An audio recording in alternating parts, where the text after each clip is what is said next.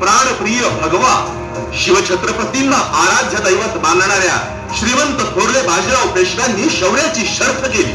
हिंदवी स्वराज्य सीमा ओलांडून उधाळलं. अख्खे पार भगवे झेंडे फडफडू लागले. आसमानाकडे झेपावत होळकर शिंदे सरदारांच्या फौजांनी थेट दिल्ली पर्यंत जबरदस्त धडका मारल्या. मुजोर शत्रूच्या रक्ताची कारंजी उडवीत उत्तरेत मराठी साम्राज्यानं चौफेर अंमल गाजवला आणि कर्तृत्वाच्या जोरावर राज्य बसवली. त्याच वेळी धूर्त इंग्रजांची पावलं या भूमीवर रोवली गेली होती. हिंदुस्थानावर गुलामगिरीचं जाळ फेकण्यासाठी त्यांचे हात शिवशिवत होते. यावनी उन्मत्तता आणि ब्रिटिश राजसत्ता यांनी भारतीय भूमिपुत्रांचा दोन्हीकडून छळ मांडला होता. माळव्याचं राज्य कात्रीत सापडलं होतं. तमाम स्त्री शक्ती मागासलेल्या चालीरीतींच्या आणि अडाणीपणाच्या जोखडात बंदिस्त झाली होती. सुटकेसाठी आणि कर्तृत्व सिद्ध करण्यासाठी आसुसलेली होती. एकोप्यानं नांदायचं सोडून इथलेच समाज एकमेकांचे धिंडवडे काढत होते. अज्ञान अंधश्रद्धेचे दूत भविष्याला भयाळ अंधकाराकडे ओढत होते. स्वार्थी खुशमस्करे सोन्या रुपयाच्या वतन आणि जहागिरांनी मढत होते आणि मठ मंदिर उद्ध्वस्त करणारे बंदे डोळे बंद करून नमाज पडत होते. सत्तांध झालेले मस्तवाल इंग्रजी अत्याचार दिवसागणिक वाढत होते आणि या सगळ्या अनिष्ट शक्तींशी बांगड्या भरलेले दोन हात प्राणपणानं लढत होते. ते हात लहानगे असल्यापासूनच जुनाट अमानुष बुरसटलेल्या परंपरा रोखत होते. हे हात बुरसटलेल्या विचारांच्या कर्मकांडाविरुद्ध धगधगता संघर्ष करीत होते.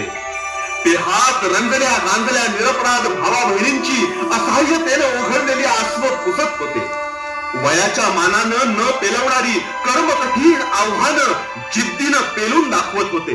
अश्राप गाई वासर मेंढरांच्या अंगावरून अपार मायेनं फिरत होते आणि अन्यायकारक रूढी प्रथांना विरोध करताना भल्या भल्या प्रस्थापितांना पुरून ओरत होते.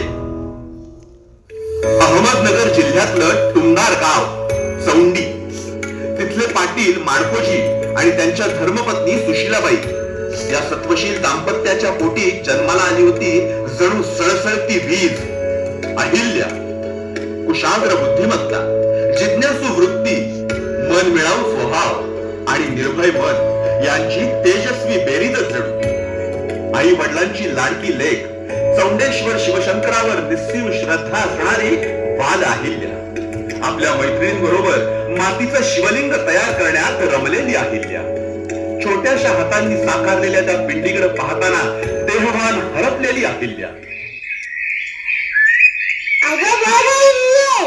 मातीला कसं शिवपिंडीचा छान आकार आलाय.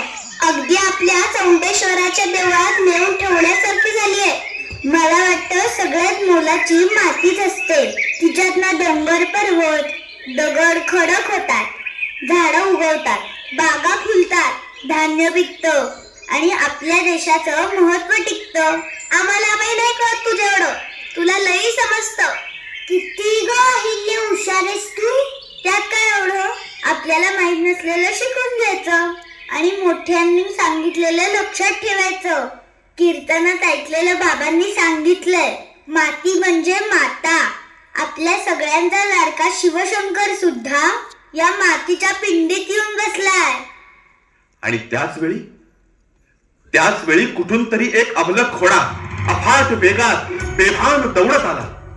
त्यावर स्वार होते माळवा प्रांताचे शूरवीर सुभेदार श्रीमंत थोरल्या बाजीराव पेशव्यांचे रणमर्द सरदार मल्हारराव होळकर.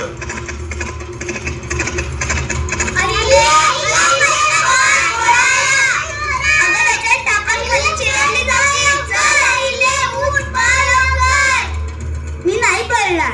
माझ्या शिवशंभूंना नाही सोडणार. तो सतत आपलं रक्षण करतो, पाठीशी राहून सांभाळतो. मग आपण नको का त्याला सांभाळायला. येऊ दे कुठलंही संकट, तो घोडा अधिरा अहिल्याच्या अंगावर येईल आणि मगच शंभू महादेवाला धक्का लावेल. ओम नमः शिवाय, ओम नमः शिवाय, ओम नमः शिवाय, ओम नमः शिवाय, ओम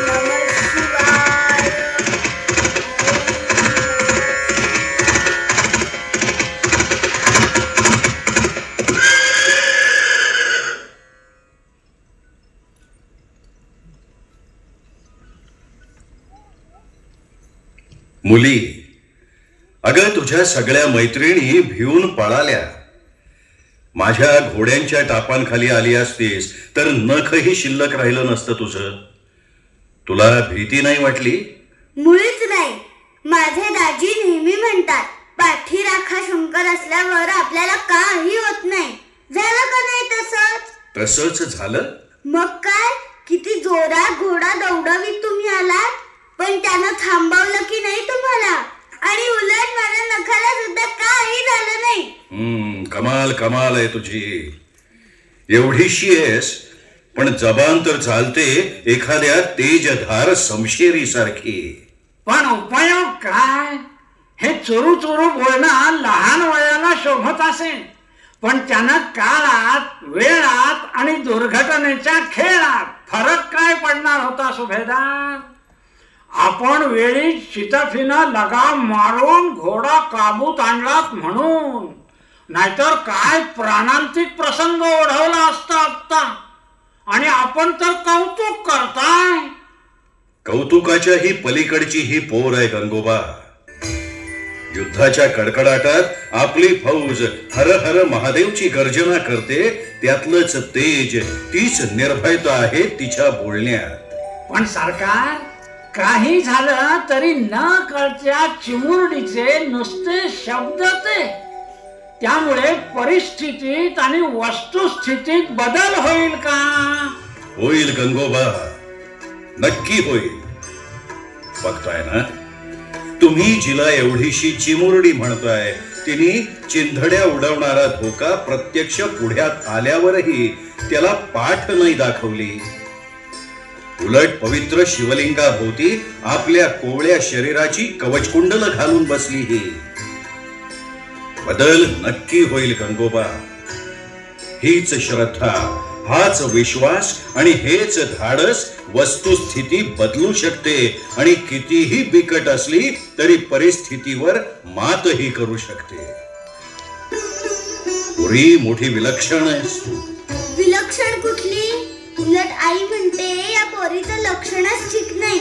मोठी झाल्यावर काय करील कुणास ठाऊक. आता घरी गेल्यावर इतका उशीर का झाला म्हणून रागवे. असं आहे का? म्हणजे जीवावर बेतलेल्या संकटाची पर्वा केली नाहीस आणि आईच्या बोलण्याला मात्र भीतेस? ती भीती नाहीच मुळी. माझे दाजी म्हणतात तो आदर असतो आणि मोठ्या माणसांचा आदर तर करायलाच पाहिजे. जाते मी घरी. आमची कपिला पण माझी वाट बघत असेल. आई म्हणाली होती, बहुतेक आज कपिलेला वासरू होणार. एवढंसं चिटुकलं पिटुकलं गोजीरवाणं वासरू. कमाल आहे. पोरा सोरांच्या वागण्या बोलण्याचं सुद्धा सुभेदारांना केवढा कळतो. हो पाहुणं, मला म्हणताय काय जी? ही आता इथून पळत गेलेली मुलगी कोण होती? कमाल आहे. अख्ख्या गावाला घराघराला ठाव असलेली ही आईल्या तुम्हासनी ठाव नाही होय?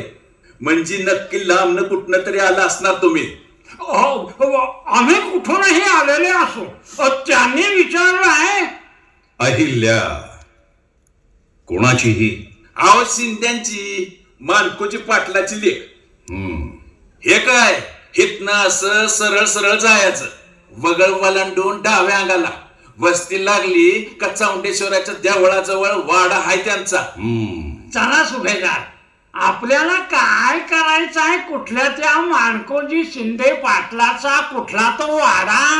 त्या माणकोजी शिंदे पाटलांना आपण भेटायचंय गंगोबा. आपण त्यांना जाऊन भेटायचं? कुठल्या कोणत्या तीचभर मुलीसाठी?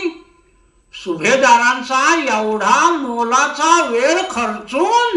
वेळ फार मोलाची असते गंगोबा. जशी येते तशीच निघूनही जाते. तिचा वेग घोड्यापेक्षा कितीतरी जास्त असतो.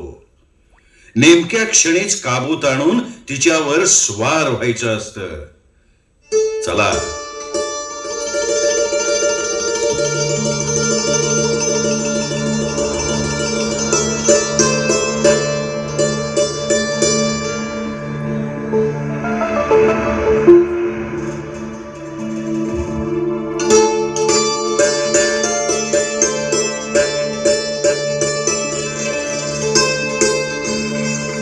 तेजस्विनी बाल अहिल्या सुभेदार मल्हाररावांच्या नजरेत भरली आणि त्यांनी लगोलग चौंडीच्या माणकोजी शिंदे पाटलांच्या वाड्याची वाट धरली. माणकोजी पाटील मोठे नेक, त्यांना माणुसकीचं मोल, लेकीच्या गुणांची मोठी अपूर्वाई, सदाचाराचं संस्कृतीचं मूर्तिमंत प्रतीक त्यांची पत्नी सुशीलाबाई. आपण बरं आपलं काम बरं असा दोघांचा साधा भोळा सरळ मार्गी स्वभाव. म्हणून तर आपुलकीनं त्यांचं नाव घेत होतं अख्खं चौंडी गाव. कुलदैवत मल्हारी म्हाळसाकांताच्या कृपेनं त्यांना नक्षत्रासारखी कन्या झाली. शंभू महादेवानं त्यांच्या वंशाला जणू आपल्या मस्तकीची निर्मळ गंगाच दिली. त्याच दोघांच्या इच्छेनं इंदोर परगण्याचे सुभेदार मल्हारराव होळकर तिथे आले. छोट्या चुणचुणीत अहिल्याचं धाडस पाहून आणि विचार ऐकून थक्क झाले. होळकरांची समशेर तळपायला लागली की रणांगणातून शत्रू सैन्य पळून जायचं. मल्हार आया अशी आरोळी उठली की दुश्मनाचं अवसानच गळून जायचं. तसंच अहिल्याच्या रूपानं अचानक समोर आलं तलवारीचं धारदार पातं. त्यानं मालव्याच्या मातब्बर सुभेदार मल्हाररावांचं आज काळीज जिंकलं होतं. परमेश्वरानं पुढ्यात उभं केलेलं शिवचिन्ह मल्हाररावांनी अचूक हेरलं आणि माणकोजी पाटलांची भेट घ्यायचीच बस ठरलं ठरलं ठरलं. काय करावं या पोरीला तेच मला कळत नाही. निस्ता घोर लागून राहतो जीवाला. कवा कुठं जाईल, काय करल आणि काय बोलल ते सांगताच येत नाही. का आता काय केलं आईलेनी? केलं ते कमी केलंय का? काय गरज होती रेणूच्या घरी जाण्याची? काय गरज म्हणजे काय गाई? रेणू मैत्रीण नाही का माझी? अगं रेणू तुझी मैत्रीण असेल ग, पर चालरीत तर मैत्रीण नाही नव तुझी. अशी वागलीस तर गाव चांगलं म्हणल का तुला? बघ आता तूच काय म्हणलीस? काय म्हंटले मी? मी चूक केली तर मला कोण चांगलं म्हणणार नाही. कसं म्हणल? मग माझ्या रेणूनं काय चूक केली सांग की? तिचा नवरा मेला, त्यात तिनं काय केलं होतं? काहीच नाही. मग तरी तिचे लांब काळेभोर केस कापून टाकले, बांगड्या फोडून टाकल्या, मंगळसूत्र तोडून टाकलं, गळ्यातली माळ सुद्धा काढून घेतली, कोपऱ्यात अंधारात बसवून ठेवलं. काय सांगणार आता तुला पोरी? लहान आहेस अजून. हा तुमच्या लाडाचा आणि शिकवणीचा परिणाम आहे. आता मी काय केलं? पोरगी असून बी ह्यो माझा पोरगाच हाय पोरगाच हाय म्हणून पोरा संग बसून तिला लिहायला वाचायला शिकवलं. मोठ्या माणसांगत गोष्टी सांगितल्या. आता लागली असलं बोलायला आणि वागायला. काय अशी वागले ग मी? चरा चरा वस्तारा फिरवल्यामुळं रेणूच्या डोक्याला जखमा झाल्या, आग आग व्हायला लागली. मग थंडावा येण्यासाठी चंदनाचा लेप नको द्यायला म्हणून मी गेले होते तिच्याकडं. बार बार आता आपल्या गोठ्यात जाऊन बघ, तुझ्या लाडक्या कपिलेला वासरू झालंय. अरे वा, किती मज्जा. मी जातेच ते दोघांना भेटायला. आमच्या कपिलेला वासरू झालं. तुम्ही पण ना. असू दे ग, किती निर्मळ काळीज आहे तिचं, माणुसकीनं भरल्यानं. त्या बाबतीत तुला सांगतो सुशीला, बिरोबा खंडोबाच्या दयेनं आपण दोघं बी लय भाग्यवान आहोत. अहिल्याच्या रूपानं आपल्या पती जशी काय चमचमती चांदणी जन्माला आली. अगदी खरं आहे. आणि आपले महाजी आणि शहाजी तर चांगलेच आहेत. तशी जिथं जाईल तिथं सोनं करील माझी पोर. मग करणारच. आईला पोरगी नाही, पोरगा आहे माझा पोरगा. म्हणून तर मुलखा वेगळं वागताय तिच्या संग. आता आहे का? मी काय केलं तिच्या बाबतीत? काय करायचं बाकी ठेवलंय तिच्या बाबतीत? हा, पोरगी असून बी पोरागत हाती हत्यार देताय. वय इसरून तिनं तुफान घोडा दौडवला का कौतुक करताय. मोठ्या माणसा गो चुरू चुरू बोलली का तिची काठ थोपटून हसताय. अस्सल तलवार धारेवरनच ओळखायची असती सुशीला. बिरुबाच्या चरणी प्रार्थना एवढीच आहे का ती तळपती ते अस्सल शूरवीरालाच मिळालं पाहिजे. सिद्धेश्वराच्या कृपेनं तसंच होऊ दे. ओम नमः शिवाय. तसंच होईल सुशीला.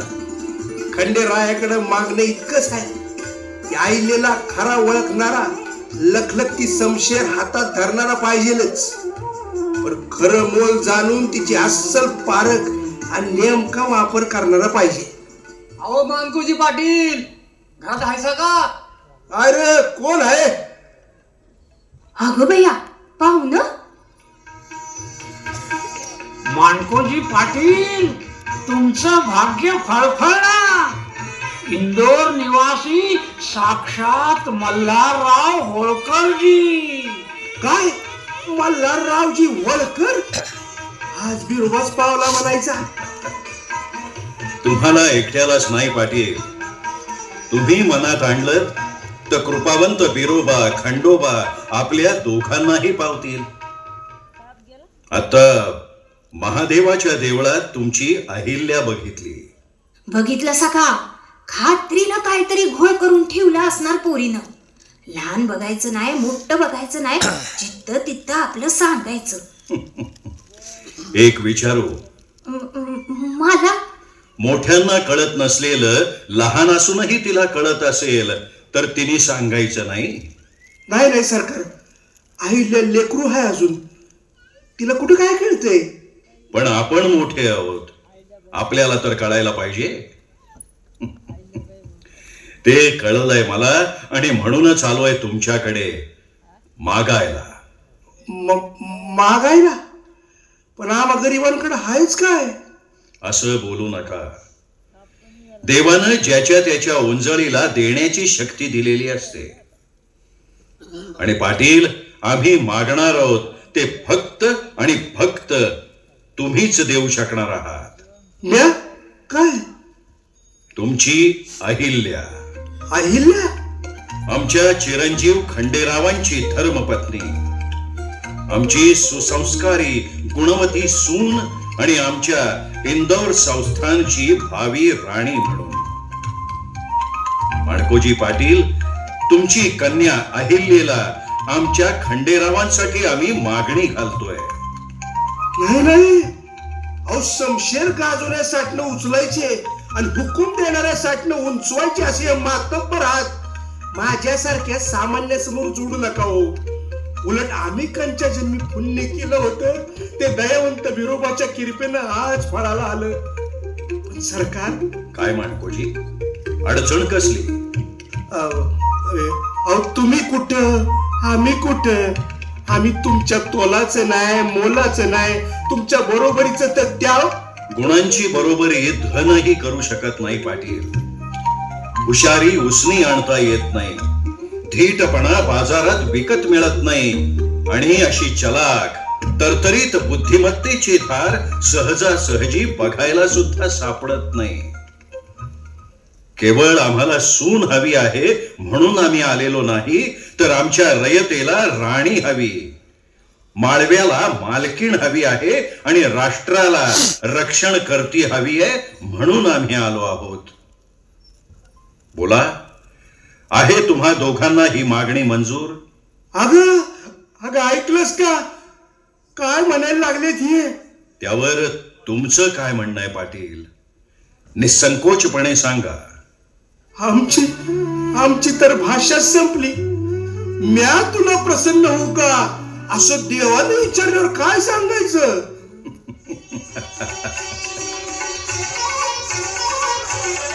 ठरलं ठरलं ठरलं. मल्हार पुत्र खंडेराव आणि माणकोजी कन्या अहिल्येचं लग्न ठरलं. धरलं धरलं धरलं. शुभ कार्यावर खंडोबा बिरोबा म्हाळसाई बाणाईनं कृपाछत्र धरलं. अवघा माळवा आनंदित झाला. सगळीकडे सालंकृत गजराजावरून वाटली गेली साखर. सारा महाराष्ट्र समाधानानं बोलला. होळकरांवर प्रत्यक्ष सदानंदानं घातली कृपेची पाखर. स्वामी आणि जिवलग स्नेही पेशवे म्हणाले, मल्हारराव, सगळ्या खाशा खाशांना निमंत्रण धाडा. आपल्या लाडक्या गुणवंत अहिल्येचं विवाह स्थळ असेल खुद्द आमचा पुण्याचा शनिवार वाडा. बोहलं सजलं, अत्तरानं भिजलं, माळवा जहागिरी भर पसरला अनोखा सुगंध. रांगोळ्या नटल्या, पंट्या पेटल्या, 10 दिशा भरून गेला आनंद, आनंद आणि आनंद. स्वतः पेशव्यांची देखरेख म्हणजे मंगल कार्यात केवढा वैभवशाली थाटमाट. मुहूर्त लागला चढू, घटिका लागली बुडू, वधू वरात धरला गेला अंतरपाठ. पाणी लागलं शिरू तसं हेलकावतं घटिका पात्र हळूहळू लागलं भरू. आणि अक्षता उधळणाऱ्या आप्तगणांच्या गर्दीत ब्रह्मवृंदांची मंगलाष्टक झाली सुरू.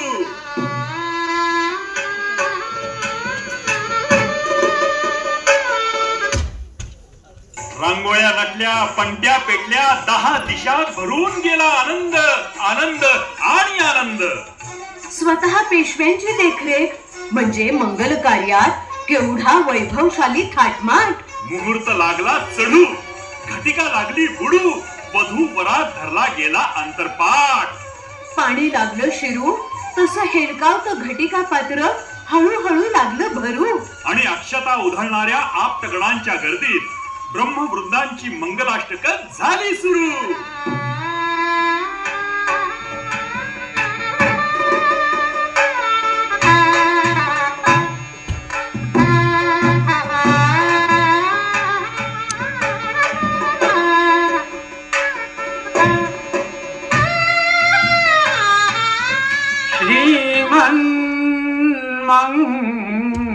मंगलमूर्ती मंगलेशा कार्यासिया सत्वरी कन्येच्या भाग्या उधाण यावे ही मायेच्या जी ओलळीत जपली माहेरच्या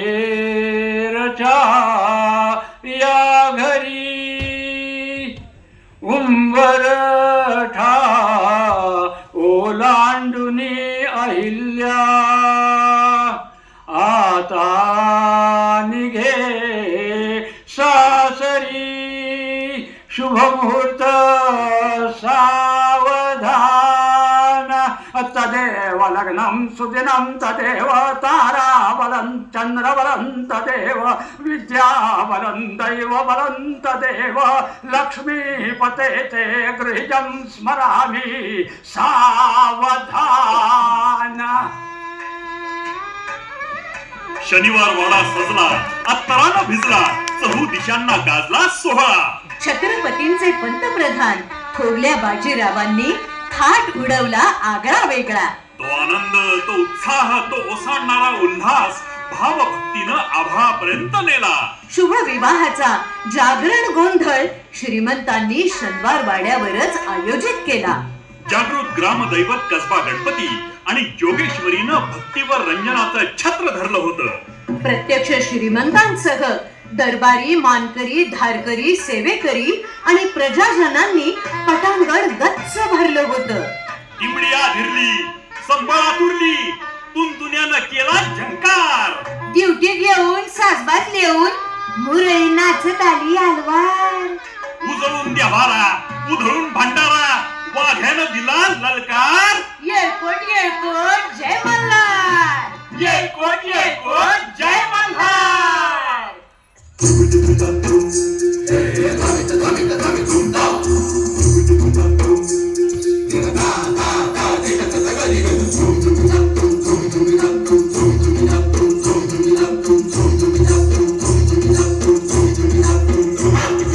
मंगलमूर्ती गोंधळा यावे, पहिले अवतन स्वीकारावे, विघ्न